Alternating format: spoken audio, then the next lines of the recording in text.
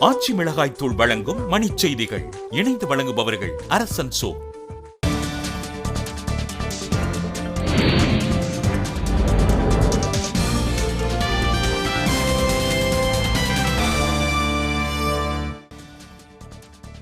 ஜல்லிக்கட்டு போட்டியை நடத்துவது குறித்து விரைவில் முடிவு செய்யப்படும் என நடுவண் அமைச்சர் ரவிசங்கர் பிரசாத் தகவல். ஆந்திராவின் சேஷாச்சலம் வனப்பகுதியில் செம்மர கடத்தல் கும்பலை பிடிக்க அதிரடிப்படை துப்பாக்கிச் சூடு.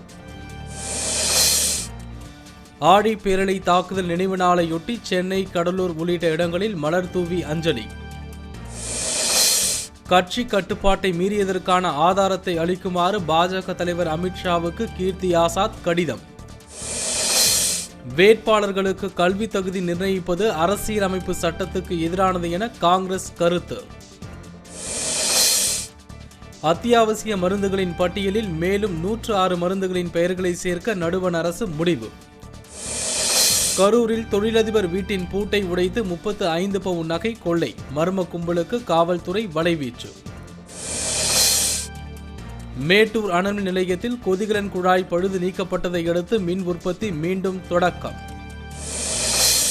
வேலூர் ஜலகண்டேஸ்வரர் கோவிலில் நடைபெற்ற ஆருத்ரா தரிசன வழிபாட்டில் ஆயிரக்கணக்கானோர் பங்கேற்பு. சீனாவில் கடுமையான பனிமூட்டம் நிலவுவதால் 27 வானூர்திகளின் சேவை ரத்து.